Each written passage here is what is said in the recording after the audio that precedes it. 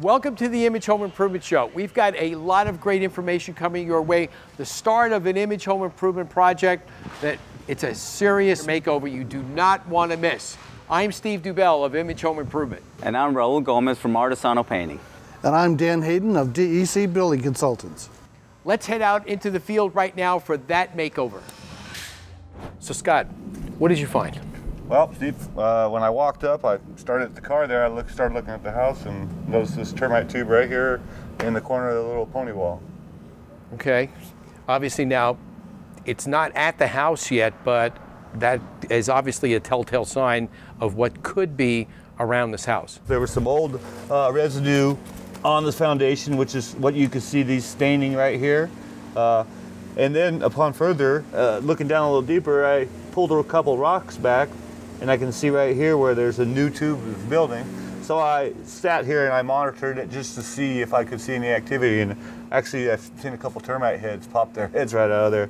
So what they're doing is they're actually trying to rebuild. There's a pheromone trail on here. Right. That's how termites communicate, tell them there's a food source right here. Well, they're going to rebuild that tube back to this food source. Now, how long does it take them to rebuild a tube that length?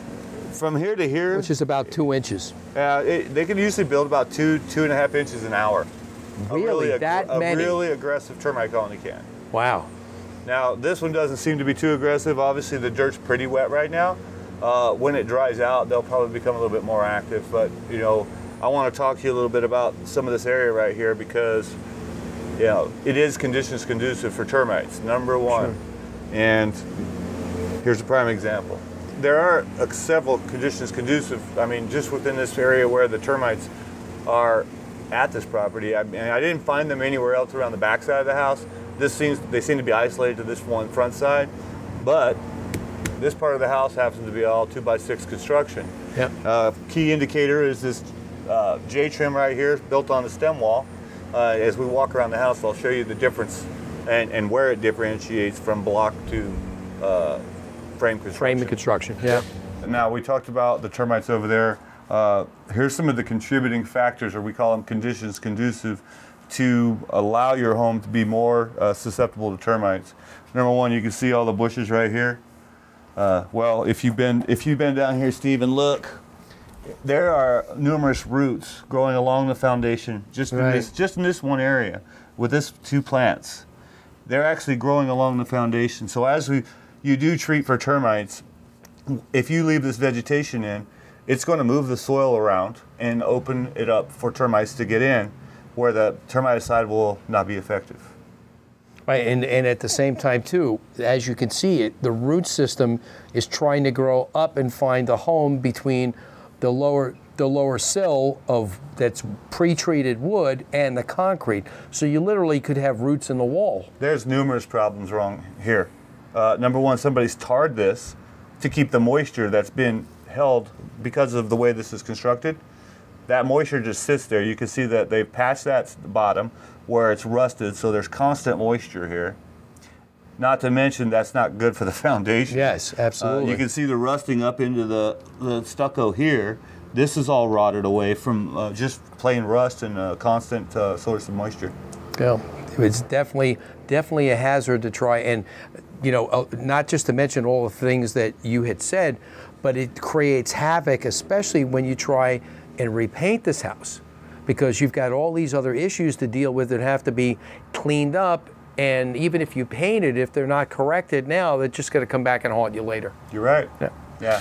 So, you know, not only do I look for termites when I do an inspection, I also do look for other things that I can just point out to the homeowner, Sure. Try to help them out.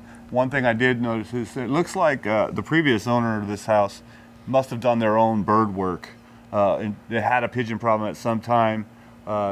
You can see by that screening and that chicken wire. Yeah, they definitely qualify as a homeowner with screening is a dangerous thing. Is that a 1-800 Ask a Pro? Let me tell you, if 1-800 Ask a Pro people come in there and we have SOS Exterminate come in there, it's going to look professional. It's not going to look like that, trust me. Yeah, well, I'll get that fixed for you. All right, that sounds good. And then obviously, you know, that's in those areas, I mean, tile roofs seem to be just a harbor for pigeons. And this home is in an area where there are many, many pigeons and many, many tile roofs. So you have to guard against it. But I think a lot of times homeowners, they're trying to keep the birds away, but at the same time too, they don't think of, well, if I just slap some screening up like this is, what's it gonna look like on my home? It's gonna look like somebody just threw it up. It's gonna take away from the look of the home. The aesthetics is definitely compromised by that. Definitely compromised. And not only that, if the home ever needs to be repainted, it's gonna cause a problem, because then the only thing you can do, you're gonna have to pull it all down, paint the home, and then it's gonna have to be redone. Yeah. You know, I don't see any pigeon problem at this point, but in this neighborhood, you have a lot of two-story homes. Pigeons like height, and they like these little alcoves where they can go back in there, build their nests, and, stay out of the sun, yeah. Well, basically out of the rain and the weather, out of the sun. Yeah, absolutely. Well, so not only do you look down, you look up at the same time. I do. What makes my company different than other design companies is that I go out and photograph the home the way that it is and interact with the customer to see what ideas they may have, what thoughts and outcomes and expectations that they're looking for. And then I actually paint the picture before it's actually the work is done. That way we can go in and we can look at different color possibilities. Like on this particular home, there's pop-outs on the window above the garage door area. There aren't pop-outs amongst the other windows to the right side of the home, and so highlighting those architectural elements might not be the wisest idea in this particular setting.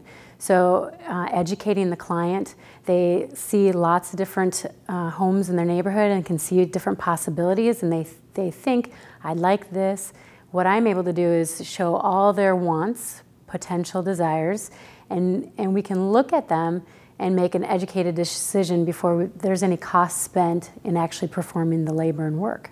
I work primarily with color changing and color imaging for homes and commercial buildings, but I do work with other artisans in stone, roof, even pavers, and things that accentuate the exterior of a building.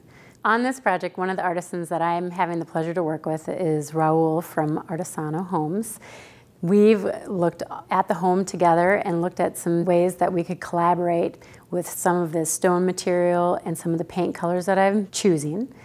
And we've walked and looked at some of the areas where the home needs to be addressed for stucco repair and wood that is long overdue for some paint and some TLC. Some of the wood needed to be protected a little while ago, so there's going to be some areas where they're going to have to sand down the wood and get it to a nice smooth surface again, and then add stain and refinish. Over at the Marconi home, it was an interesting inspection to say the least, because we were able to break loose all the toys that an inspector loves to play with. After I'd set up my laptop and gotten familiarized with the do's and don'ts of the house, went directly around the exterior of the home and found the water intrusion areas at the front because of the fountain, the shrubs that are too close. And we have some trees that are beating on the tile that are hurting some of the tile. And on we go with the infrared game is around the house to the electrical panel. We have a few shots of, since these units were working, this one unit was working so hard to produce cool air, when I opened up the panel cover, you could tell from the breaker, and the wires were very warm, actually warmer than they should be. And you could see that particular set of wires that were heated up going down and on into the wall. And it's the same wires that we shot on the older unit that were hot from the conduit up into the unit. So that just tells us the older unit, please budget for replacement. Going through the house on some of the interior items, we had the normal corroded faucets and valves under the sinks, and very old lav fixtures and things like that. That would be a good idea, you know, from here on to think about changing out, because you don't want to come home from a weekend and have water coming down the stairwell by itself. Some of the other things that I found was, like with the dishwasher, we don't have what we call an air gap device or a high loop method. That would be a very good idea to have, because when you have your dishwasher on or you have clean dishes in the dishwasher, and you turn on the garbage disposal, what happens is the garbage gets blown back in a fine mist onto your dishes without this loop. So if you've ever washed your dishes and then all of a sudden had a fine crud on them, because somebody turned on the disposal and there's no air gap, you're eating garbage. So folks, think about that. It's a real good thing. It's that either the little shiny dome that's at your sink or in underneath the sink, your hose goes all the way to the top and then back down into the unit. That's why we have this air gap to stop garbage from going back onto your dishes. That's a real good, healthy thing. Then some of the other things that I found is we did verify on the interior over by the fireplace, because we had what we call nail pops going across the front of the fireplace where water had come through previously. It wasn't, rocket science. It was just, oh, wet drywall, nails pop. And that's basically what happened. It needs a facelift. She's at that age, she needs a facelift. One of the problems that we talked about was the landscaping, the shrubs out the front. We really need to drain that better, get the shrubs out of the way. The fountain can stay. I'm for the fountain. I'm pro fountain. And I just like to see, get a good seal inside the fountain. And then if you have to, we'd actually put maybe a splash guard so it doesn't splash out and over onto the house. But save the fountain, to heck with the pushes, and then just put a French drain in there with some maybe aggregate so we can make sure that that actually flows out properly. We get good drainage.